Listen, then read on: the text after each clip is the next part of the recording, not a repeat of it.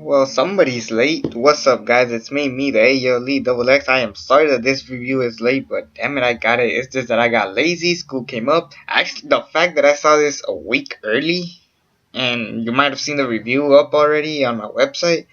If you haven't, checked down below. Plus, I barely have spoilers compared to this. It's gonna be full of spoilers, so just telling you ahead. And I had mixed reviews even going into it.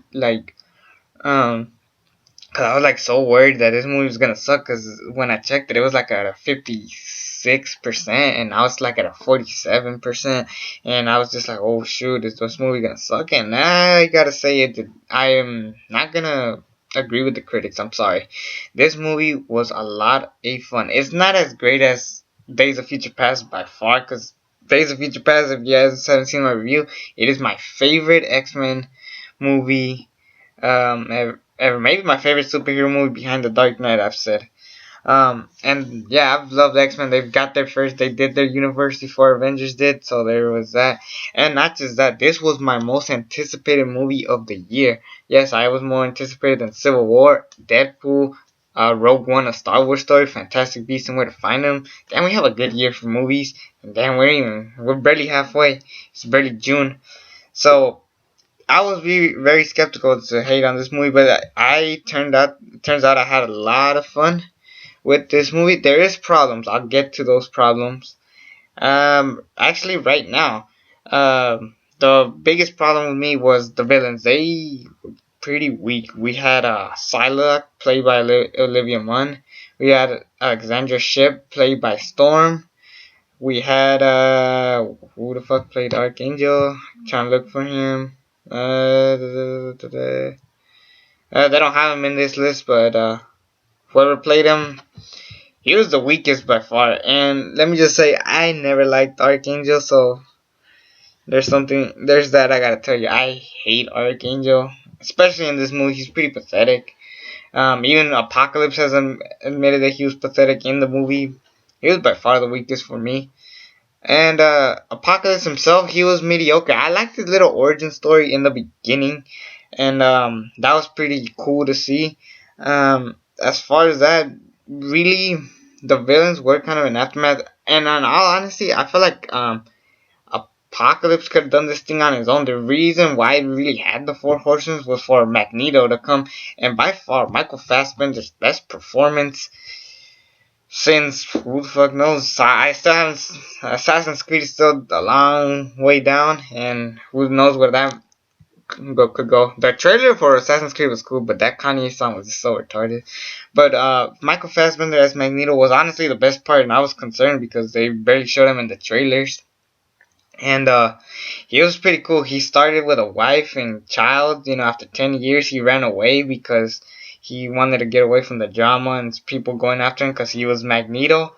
And then he saved this one guy's life when there's like a earthquake thing going on.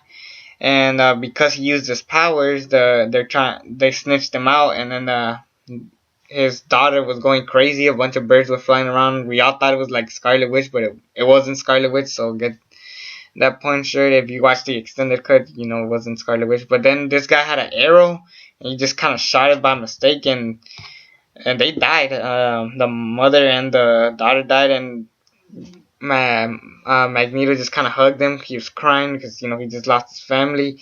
He had a necklace, a metal necklace, and then he just kind of moved it around and just cut everybody. I was like, this is it. I am hooked now, and this is something that I like that X-Men does that the Avengers don't do, and that is the dark stuff. No one important dies, even though the nothing against the wife and child, but they really weren't in the movie as much to develop. But in that little time, they managed to develop that, and it was just like super sad. Even I felt for Magneto because I mean he's fucking Magneto, Michael Fassbender. They killed everybody, and honestly, for me personally, Magneto has always been my favorite villain. Growing up as a kid, I always loved Magneto. So I guess the fact that Michael Fassbender knows how to play this role correctly is just really well known. And then they actually had this really funny scene. I actually got to see this movie twice, and the second time is not as funny because apparently the studio got mad about cussing and stuff. But originally, Michael Fassbender was about to kill everybody at his job, and then Apocalypse and his three horsemen at the time show up, and he's like, "Who the fuck are you?" But they took off that line. They just said, "Who are you?" And I was like, "Ah, man, that was funny." And then Apocalypse just kills all of his co-workers because they snitched him out, and that led to Magneto turning to Apocalypse. They go back to the place where his mother died, and then that's where you get the line, "Everything they've built will fall." And right there, it was just fine. Now let's talk about the good guys. That's like, for me, like I said, the biggest con was like Magneto itself. Magneto and Apocalypse were developed well. Psylocke, Archangel, and Storm were kind of mediocre, and that was a big problem for me. And then yeah, before I get to the good, I want to get to like some more of the bad. The CGI was a little weird. That final fight was awesome, though. I'll give you that. And another thing that did kind of piss me off, it had the problems that a lot of Marvel movies have, like Marvel Cinematic Universe movies. To not confuse you guys, but they did kind of set up a lot of stuff for the future movies, which is good, and continue their story from where they're going. But one of the bigger problems for this movie, if you take this movie off, and then if you go to the 90s movies, you could completely erase this movie. Even though it's a great time, it's like easily erasable. Even though it had a lot of great moments, like I said, the death of Magneto's family was one of the biggest moments. So yeah, those were mainly like the two problems I've had. Everything else was just fine because I'm just hooked on what's going on with this movie. Um, we had the the guy who played Cyclops. Now I never liked Cyclops. I'll say that. He's played by Ty Sheridan. Yeah, he's been in movies like Scout's Guide to Zombie Apocalypse. I've never seen that movie. It looks shitty as fuck. But this guy, I was mediocre on him. I never really liked Cyclops that much, so there's that.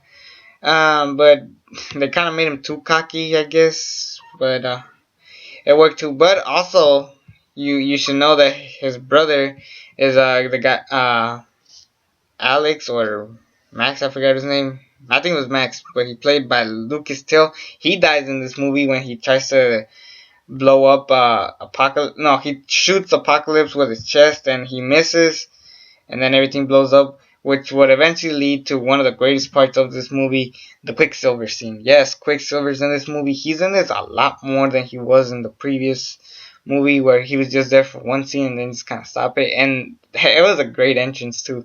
Quicksilver just kind of like everything just goes slow, everything pauses for a while, and then you just see Quicksilver eating a Twinkie. You hear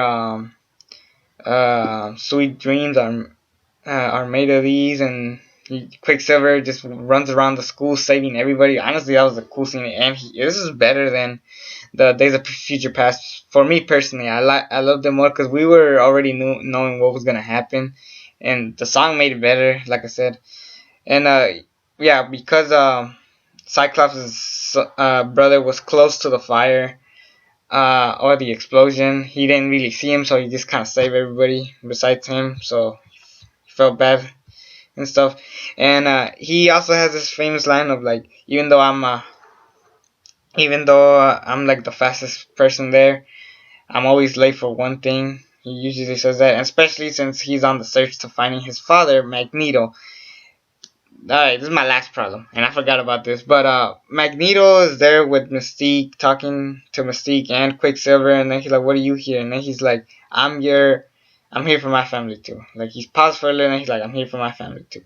Why couldn't he just reveal that he was the son? Because in this movie, Magneto kind of like forgets about, like, he believes he has no more family and stuff. He lost it all. That's why he joined Apocalypse. But if he saw that Quicksilver was his son, he would have been like, "Yes, this is yeah, I should have definitely joined them."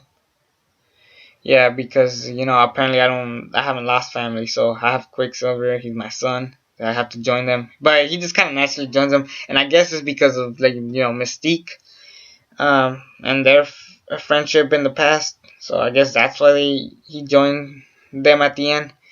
And speaking of Mystique, and yeah, I think that would be it for problems. But Mystique, a lot of people are complaining that she was Jennifer Lawrence, not Mystique, and I'm one of those people that said that wasn't bad because, like I said, she was in the news for like most of the movie. The whole point is that she's a hero to everybody. She wants to hide that, so that's why she's Jennifer Lawrence and not Mystique a lot throughout the movie. And then she saves Nightcrawler from a fight. Then she goes to Nightcrawler goes to like get her, and because he knew it was Mystique, and also Storm is like her hero. So then when Apocalypse is choking her, Storm sees Mystique, and then that's why Storm joins the X-Men at the end too. So that was also great. And then the biggest highlight for me was, of course, James McAvoy as Professor X when he fights Apocalypse. That was just great. He had a lot of development. They finally show how he got a bald head, so that was nice to see. And he's back with Rose Byron in this movie. He erased her memory, but then at the end he shows her everything that happened, and that was great. So Apocalypse wants to destroy the world, and then he goes into Professor X's mind to try to have his powers and stuff. But then they all fight, and like they had like this cool ass fight in their mind. That was like honestly one of the greatest fights in X-Men history. And then Apocalypse is like slowly beating him up in his mind, and then Jean Grey joins, and this is when I just lost it.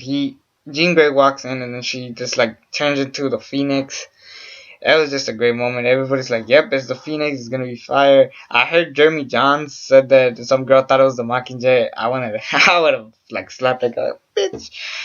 Oh man, that was just a great moment. That ending, how Apocalypse died, Magneto, Cyclops, Jean, Storm, fucking everybody just goes after him. That was just an awesome moment. And another thing that was also cool when Quicksilver fights Apocalypse. A lot of people were like, "Why didn't Quicksilver just beat up Apocalypse since he's really fast?" But then they showed us why he can't do that, because Apocalypse is like the most powerful mutant there is, which is, like I said, was the problem was that there's not much Horseman. So Quicksilver just beating him up, and then Apocalypse just kind of stops time, and then he just grabs Quicksilver and beats him up. So that was just great, showing you that, you know, Apocalypse is, of course, the most powerful mutant there is. And let me just say, Jean Grey was Sophie Turner was a great Jean Grey. Say that. So yeah, that was like most of the movie for me. Beast, he didn't do as much for me. I still hate Beast being skinny, but what can you do? Really, what can you do? But overall, I feel like this movie was good on its own.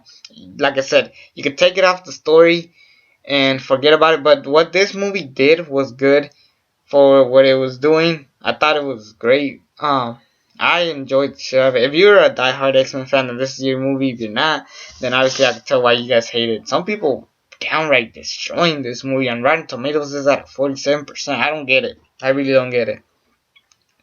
Now let's talk about the end credit scene. So this guy kidnaps Mystique, Beast, Quicksilver, and Rose Byron's characters, all four of them. They want answers to where Professor X is, but he, of course, got kidnapped by Apocalypse. Jean Grey, Nightcrawler, I forgot to talk about Nightcrawler, and Cyclops, all three of them go to save uh, them, and then they're kind of like hiding around this place, and then you see like this big thing where it shows Weapon X. Then you have Wolverine like with the gear and everything, like from the comics and stuff. That was just great to see. That was honestly the best part. The very problem is that the trailers did spoil it for us fans, so that's what really killed it. But then they revealed to us that Essex Corps at the end credit scene, they take the Weapon X program, and then they shows the Essex Corps. And that was basically it. Oh yeah, another thing I want to talk about. Before Wolverine leaves, Jean Grey kind of shows like a flashback of his mind, because of course, Weapon X, Wolverine, he lost all his memories, so he doesn't really remember much, but Jean Grey gave him the memories back, and then he left. Cyclops, like, hopefully we don't see that guy anymore, because of course, um, Cyclops, Jean Grey, Wolverine, in the original trilogy, they had a love triangle. So that was a great moment to actually add. So that was just a great thing. Not too big on the Return of the Jedi thing. How they went to the movies and then they talk shit about the third movie. I get what they're doing. They're talking shit about X-Men the last time, but then again, this is the third movie, and this is by far the weakest out of the three, being Apocalypse. I mean, out of this trilogy, the First Class, Days of Future Past, Apocalypse, this was the weakest, but I still fucking loved it. I'm gonna give this movie a. I want to give it an A minus or a B plus, one of those two. It's an 8 out of 10. I'll say that. I am excited for the future of these movies, for the 90s edition of this series, especially with the ending when they show all their original costumes. That was just cool. They even showed Mystique's original white costume. I don't know where Magneto's going after this. Hopefully this leads to Quicksilver coming back. If Fox or Marvel lets Scarlet Witch get the rights, that would be awesome. I would really love to see Scarlet Witch in this X-Men universe. I want to see how they pull her off. If they pulled off an amazing Quicksilver, they could have pulled off an amazing Scarlet Witch. And nothing against the one in the Marvel Cinematic Universe. I still like her, but I want to see what they do in this one. So yeah, this is a great movie. Fuck the critics. I really don't give a damn. I want to see what they do for the 90s.